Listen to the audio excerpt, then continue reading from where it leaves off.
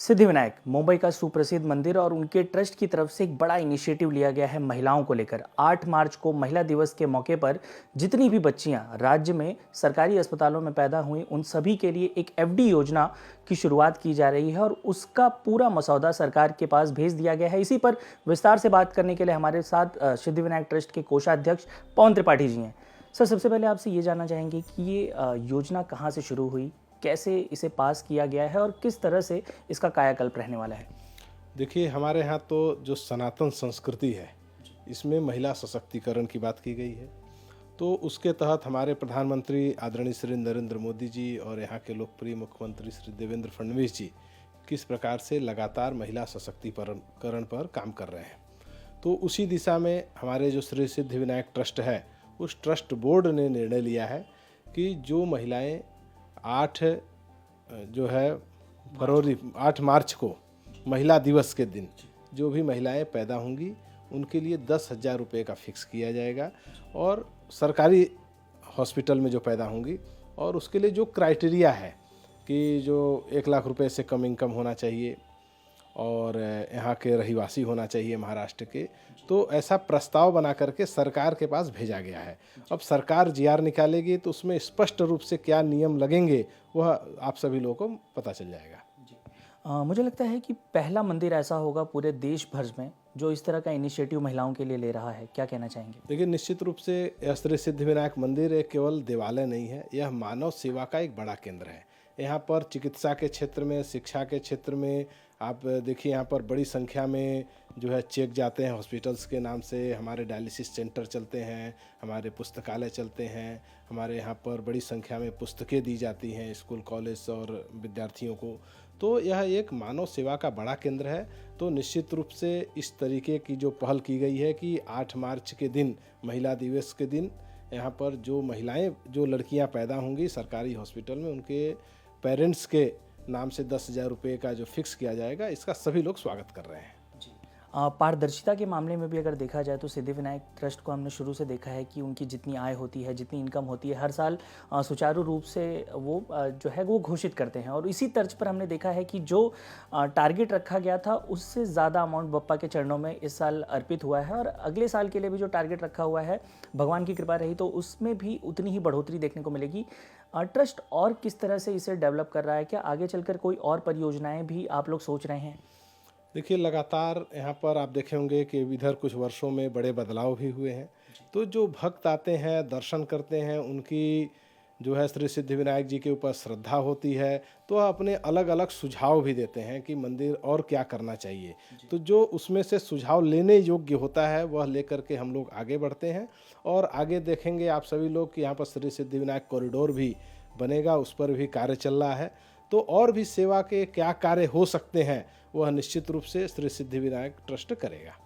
पवन जी, आपकी इस योजना की वजह से हमारे जो ग्रामीण क्षेत्र के इलाके हैं महाराष्ट्र के, चाहे वो मराठवाड़ा हो या फिर पालघर का भी इलाका, आप देखिए कि वहाँ पे महिलाओं को बहुत ज़्यादा ज़रूरत होती है, उन्हें काफ़ी ज़्यादा मदद मिलेगी। इसको लेकर क्या कहेंगे और कब तक उम्मीद की जा सकती है कि सरकार की तरफ से एक इनिशिएटिव जो आप लोगों की तरफ से लिया गया है उसमें एक फैसला, एक जीआर आ जाए? देखिए, अभी प्रस्ताव 2 दिन पहले गया है और मुझे लगता है कि जो भी उसका प्रोसेस का एक समय होता है वह समय लगेगा, उस समय लगने के बाद वह लागू हो जाएगा, उसका जीआर आ जाएगा। और जैसा कि आपने कहा कि यहाँ पर मराठवाड़ा क्षेत्र है, विदर्भ है, जो ग्रामीण इलाके हैं वहाँ निश्चित रूप से 1-1 रुपये की भी बहुत कीमत होती है। तो 10,000 रुपये यदि उस महिला लड़की के जन्म के समय उसके फिक्स होता है तो आगे चल कर के उसके शिक्षा में, स्वास्थ्य में वह निश्चित रूप से उसके लिए उपयोगी होगा, क्योंकि यह श्री सिद्धिविनायक मंदिर है। यहाँ पर लोग बहुत ही भाव के साथ में यहाँ पर अपनी सेवा करते हैं, दान करते हैं। तो यह श्री सिद्धिविनायक जी का आशीर्वाद भी उस लड़की के ऊपर लगेगा और निश्चित रूप से महाराष्ट्र और मुंबई समृद्ध होगा। इंडिया टीवी से बात करने के लिए बहुत बहुत धन्यवाद। तो सिद्धिविनायक ट्रस्ट की तरफ से ये जो परियोजना शुरू की गई है, ये योजना बहुत लोगों को लाभ पहुंचाएगी और ख़ास तौर पर अगर देखा जाए तो एक तरह से अगर पहली बार ऐसा होगा किसी तीर्थ स्थल की तरफ से इस तरह का इनिशिएटिव लिया गया है जिसकी वजह से न केवल महिलाओं को प्रोत्साहन मिलेगा बल्कि उन्हें आर्थिक रूप से भी काफ़ी समृद्धि और मदद मिलेगी। फिलहाल इस वक्त हमारी मौजूदगी देश के सुप्रसिद्ध मंदिर सिद्धिविनायक मंदिर में है और इस वक्त ट्रस्ट की तरफ से एक फैसला लिया गया है जिसे सरकार की तरफ आगे भी बढ़ाया गया है कि जिस दिन 8 मार्च को महिला दिवस होता है, अंतर्राष्ट्रीय महिला दिवस होता है। उस दिन महिलाओं को महाराष्ट्र की सभी जिन्होंने भी उस दिन जन्म लिया होगा, यानी कि 8 मार्च को जिन लड़कियों ने जन्म लिया होगा, उनकी माताओं के खाते में 10,000 रुपये एफडी की जाएगी। और मंदिर ट्रस्ट, किसी भी देश में पहली बार ऐसा होगा कि किसी मंदिर की तरफ से इस तरह का इनिशिएटिव लिया गया है। हमारे साथ राहुल जी हैं, ट्रस्ट के ट्रस्टी हैं और एक बेहतरीन सदस्य हैं। काफ़ी लंबे समय से हम आपको देख रहे हैं सर, ट्रस्ट से आप जुड़े हुए हैं और आपने इस योजना को आगे बढ़ाया, पत्र लिखा, क्या कहना चाहेंगे? देखिए, सिद्धिविनायक गणपति मंदिर ये पूरे भारत में सुप्रसिद्ध है और महाराष्ट्र ने, देश ने, विदेश से भी लोग यहाँ पे आते हैं। और मंदिर का काम रहता है कि भक्तों को सेवा देना है, क्योंकि उनके दान से ही भक्तों को सेवा मिलती है। वो दान डालते हैं, उससे मंदिर अमीर है या गरीब है वो पता चलता है। सिद्धिविनायक मंदिर के माध्यम से डायलिसिस सेंटर रहने दो या वैद्यकीय मदद रहने दो, हमेशा काम चल रहा है, या बुक डेपो रहने दो, विद्यार्थियों को मदद रहती है। मेरे दिमाग में ख्याल है कि ये तो मदद मंदिर करती है, लेकिन जो केंद्र सरकार का धोरण है, जो महाराष्ट्र सरकार का धोरण है कि बेटी बचाओ बेटी पढ़ाओ, ये धोरण मंदिर के माध्यम से अगर लागू किया जाए तो मुझे लगा कि ये भारत का पहला मंदिर रहेगा कि ये सबसे बड़ा सोशल मैसेज पूरे भारत में जा सकता है, क्योंकि जो दान होता है तो लोगों का ही रहता है।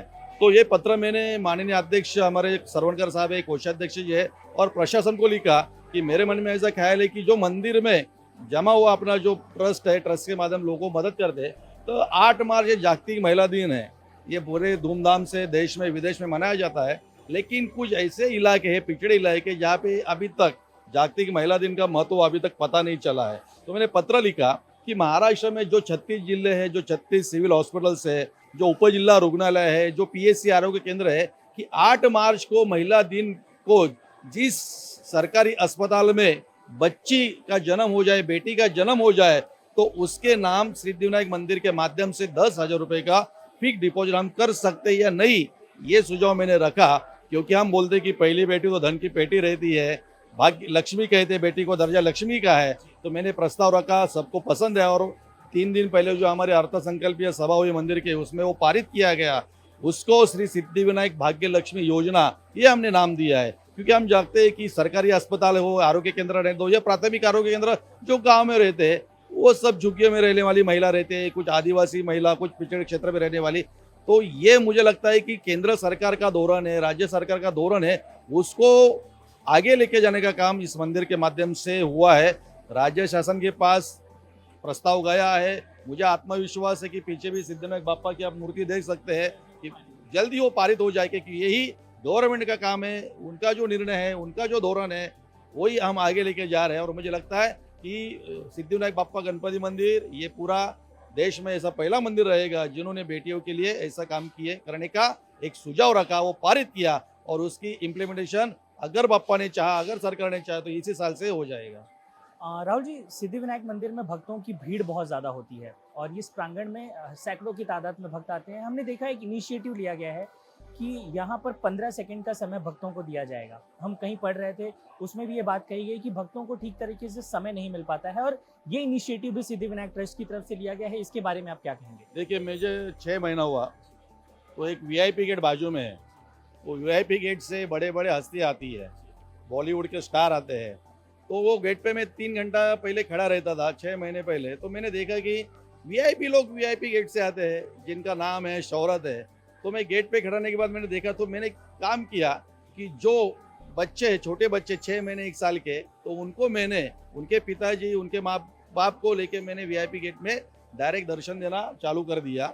जो विकलांग लोग हैं, दिव्यांग लोग हैं, उनको भी मैंने डायरेक्ट VIP से एंट्री देना चालू कर दिया। और जो बूढ़े बुजुर्ग हैं, जिनको चलना नहीं आता, उनको भी डायरेक्ट VVIP का दर्जा देने का काम हमने चालू किया। उनके लिए अलग लाइन है, लेकिन वो लाइन में जाएंगे तो थोड़ा उधर भी क्यू रहती है, थोड़ा टाइम लगता है। लेकिन आप देखेंगे कि VVIP गेट, जहाँ से बॉलीवुड स्टार आते हैं, जहाँ से नेता आते हैं, जहाँ से बड़ी बड़ी हस्तियाँ आते हैं, अभी वही गेट से पिछले आम नागरिक के बजाय जो छोटे बच्चे हैं, जो बड़े बुजुर्ग है, जिनको चलना नहीं आता है, और जो दिव्यांग व्यक्ति है, और ऐसा लगता है कि बाबा बहुत बड़ी गरीब फैमिली है, तो उनको भी हम सब पर्सनल निर्णय लेके उनको भी हम डायरेक्ट आते हैं, और 2 मिनट में उनका दर्शन यहाँ पे हो जाता है। इसका मतलब है कि सिर्फ VVIPs ही नहीं, जिन्हें उस गेट की जरूरत है, उन्हें पहुंचाने का काम। देखिए, हमारा कहना है कि बॉलीवुड स्टार मंदिर में, मंदिर के बाहर सब स्टार रहते हैं, लेकिन मंदिर में आने के बाद हर कोई भक्त रहता है।